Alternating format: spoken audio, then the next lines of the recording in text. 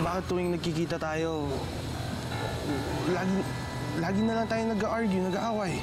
Baka siguro, hindi na muna tayo dapat magkita. It's so nice to be rained on with money! May kapangyarihan na si Mierman kung makapagpagaling ng may sakit? Nakapagpalakad siya ng pilay palayo. At napagaling niya ang mga bulag. Nakakakita na sila. Ay! Oh! Ah! Oh my God, what just happened? Bakit mo ako nilabas sa palayo? Ay!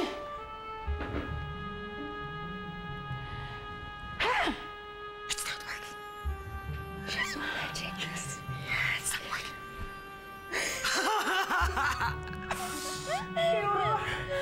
Wala na akong kapangyarihan. Paano na ako makakabalik sa palayo ko? Pruweba yan na mas malakas ako kesa sa'yo. Na tunay na mas malakas ang kapangyarihan kong taglay kesa sa'yo. Esa no puede ser. Ibalik mo ako sa palayo ko. Por favor, mi hermana. Sige na, balik mo na ako sa palayo. Nunca, senyora. Nunca. Ah! Hey! Where did he go? You come back here, woman! Bitawan niyo ako! Oh my God! Nasaan na kaya si Palayok? Ang tagal naman niya.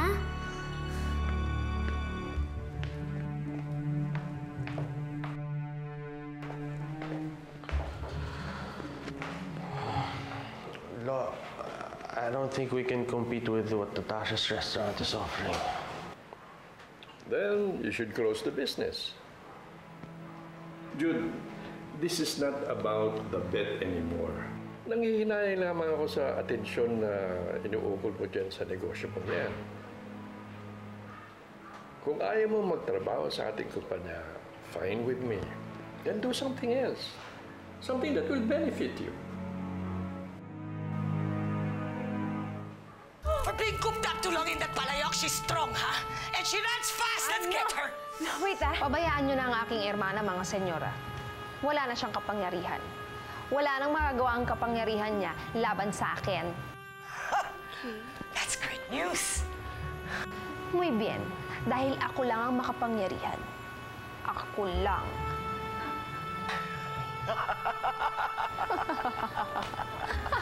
What? Laugh with us!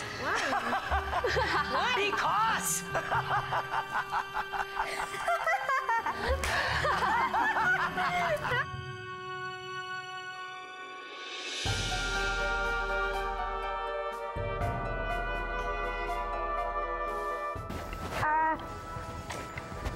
Perdóname, senyor.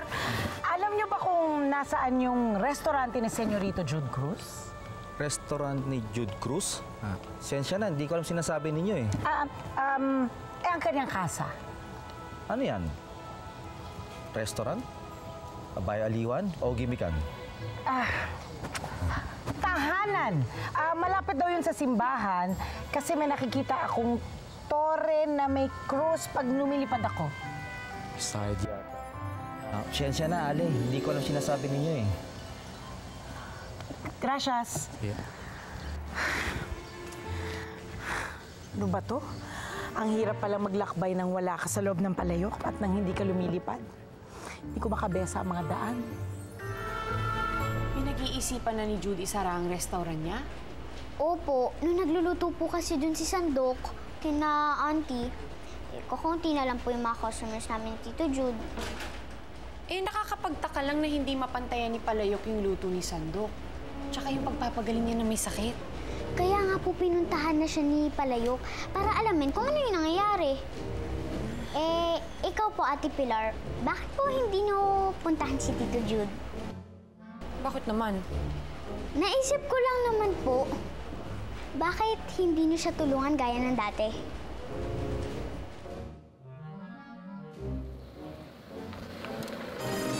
Dumating na kaya si Palayok? Cookie! Cookie, mininya!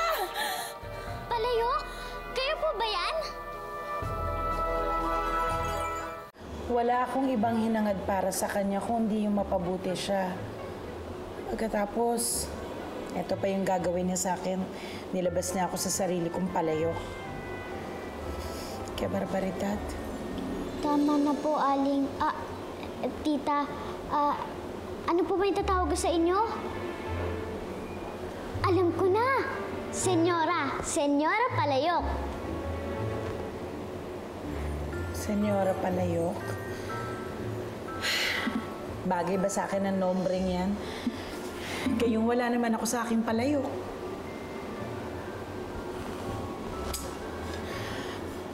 Paano pa ako makakabalik ngayon sa palayok ko, Mininya?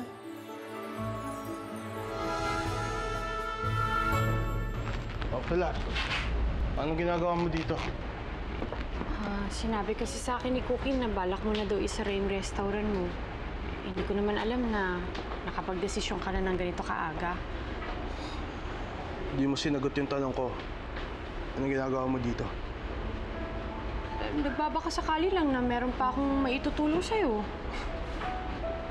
Tulad ng ano, mag-o-offer ka kung pwede ka pa maging chef ulit dito? I think you're a little late for that. Jude.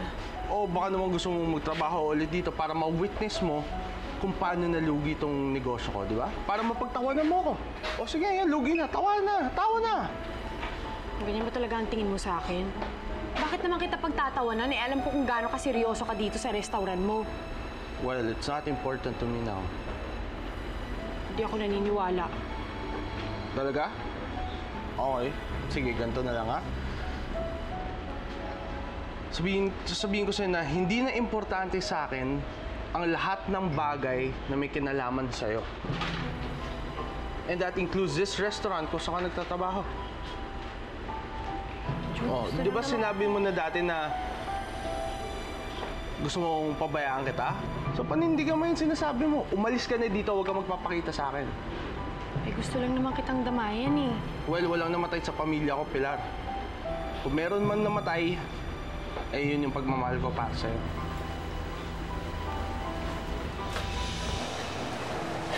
Hindi na niya ako mahal, Nay. Dapat noon pa lang nakita ko mangyayari na to eh. Nagmahal-mahalan lang siya sa akin. Anak, mas makakaluwag sa loob mo kung ibubuhos mo lahat yan. Iiyak mo. Kaya sige, iiyak mo lang. Iiyak mo lang. Ate Pilar! Ate Pilar! Oh, Cookie.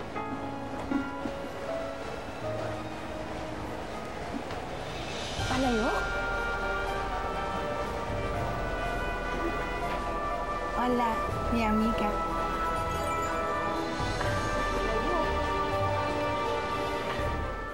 Napakawalang ya talaga ng Yvonne at Natasyang yan eh.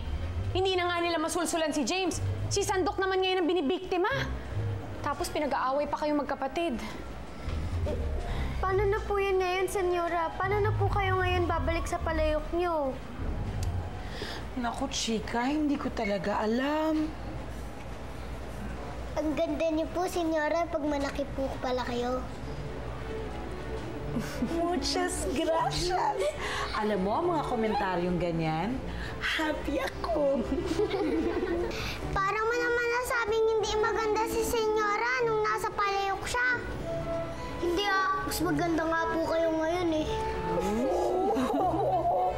Minilla, muchas gracias. Lahat din kayo, bonito, bonita. Muchas gracias! Tama na nga yan. Ang isipin na lang natin ay kung paano makakabalik si Senyora sa loob ng kanyang palayok. Ano bang dapat natin gawin? Sige, Cookie. Ilapag mo dyan ng palayok.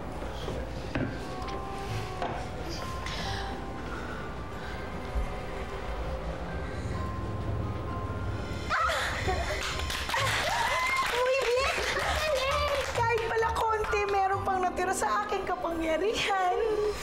Pero Senyora, hindi po yun sapat. Baka kailangan nating kumembot. Kembot? Sa Magic Palayok, kailangan ipasok!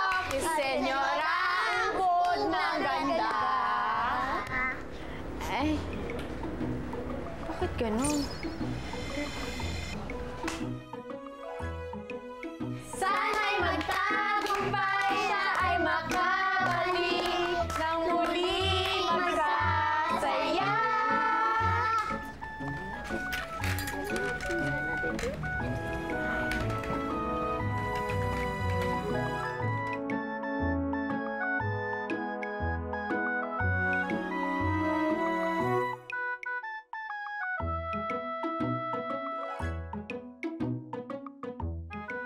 Si Senyorang Palayok, sa Magic Palayok, aming ibabalik, aming ikatutuwa.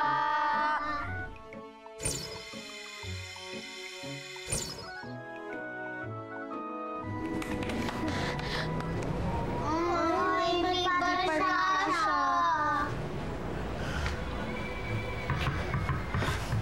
Lo triste. Wala pa rin nangyayari ano man ang ating gawin. Nakakalungkot. Hindi pa rin sapat ang aking kapangyarihan. Huwag kayong mag-alala, Senyora. Makakahanap din tayo ng paraan.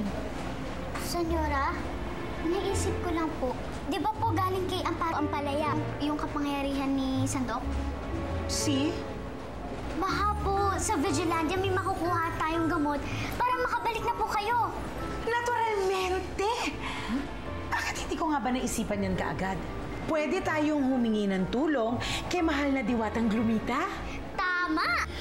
Mukhang hindi kakayanin ng kapangyarihan ko ang ilipad tayong lahat sa Vigilandia. Ako na lang po ang pupunta dun, Senyora. Sigurado ka bang kaya mo, Cookie? Opo naman, Ate Pilar. Marami na po akong nagawa dun sa Vigilandia.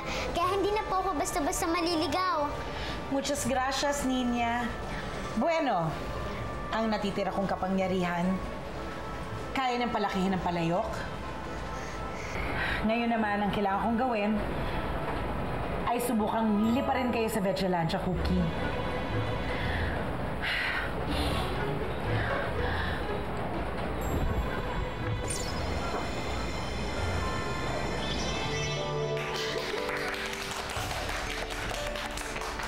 Cookie!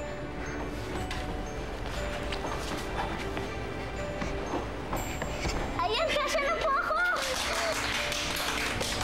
Ngayon, kailangan na lang kitang paliparin.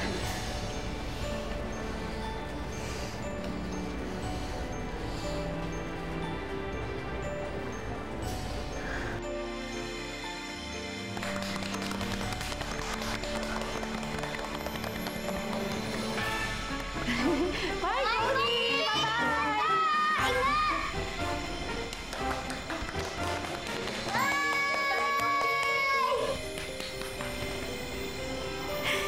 Senyora! Senyora! Senyora! Napagod lang ako. Di bale, Senyora. Pagbalik ni Cookie, babalik din lahat ng kapangyarihan ninyo.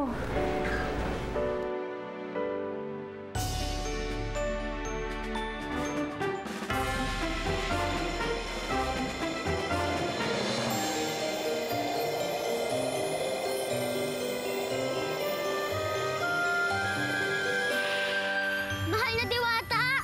Mahal na diwatang Glumita! Mahal na diwatang Glumita! Mahal na diwatang Glumita! Mahal na diwatang Glumita! Cookie, anong ginagawa mo dito? Bakit ka nagbalik sa aming mundo? Eh kasi po nag-away si Palayok at saka si Sandok eh. Sobrang lakas na po ng kapangyarihan ni Sandok. Tapos po, napaalis na po si Palayok. Tapos napunta siya sa labas. Ano? Bakit niya ginawa sa kanyang kapatid yun? Tinanggalan niya ng kapangyarihan si Palayok? Paano na lang pag bumalik siya sa Vigilandia? Hindi niya na ako mapapagluto ng ensaladang katuray. Opo, wala na pong kapangyarihan si Palayok para ipagluto kayo o ng kahit sino sa ngayon. Kaya nga po ako narito para humingi ng tulong sa inyo para maibalik ang kaibigan namin sa loob ng kanyang palayok. Paano naging mas malakas si Sandok? Humingi po siya ng tulong kay Amparo Ampalaya. Ginawa naman po namin lahat ng makakaya namin para maibalik si Senyora sa kanyang palayok. Pero wala po talaga eh. Kapangyarihan nyo lang po ang makakatapat sa kapangyarihan ni Amparo Ampalaya. Kaya please po, tulungan niyo po kami.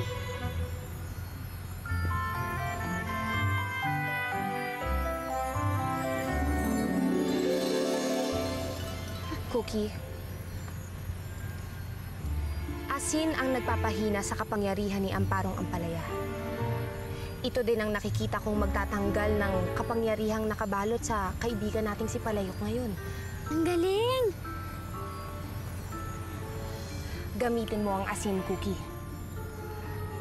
Gamitin mo yan para matanggal ang sumpang dala ni Amparong Ampalaya kay Palayok. Salamat po. Maraming salamat po. Mauuna na po ako.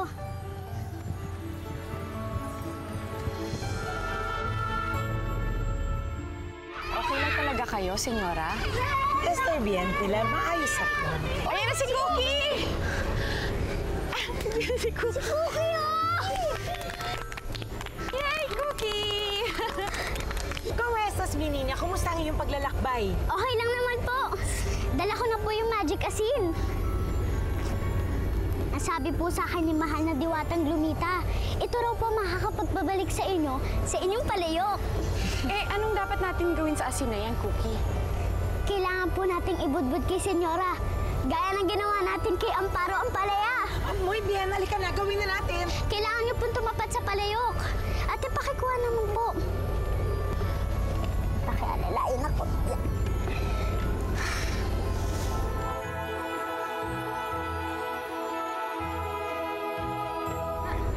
Hinangin!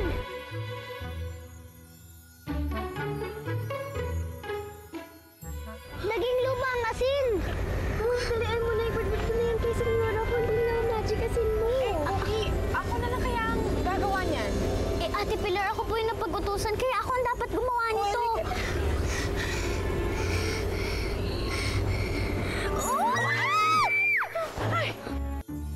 Ano nangyayari? Tulungan niyo ako! Kayang-kayang gamutin yan. Oo nga. Pero, Hindi na, Cookie. Akin na to. Ako na bahala sa anak ko, ha? Sige, halika na. Punta tayo sa info. Ano pa magagawa mo doon, kuya? Eh, nagastos na nila yung perang yun. Meron pa tayong pwedeng gawin. Yung restaurant nila na nagpataob sa'yo, yun ang kukunin natin sa kanila. Nakausap ko si Atty. Mariano. Puro ka court attorney, alam mo? Ako nang tatapos ng kasong ito at hindi na namin kailangan dumaan sa korte. You watch and learn.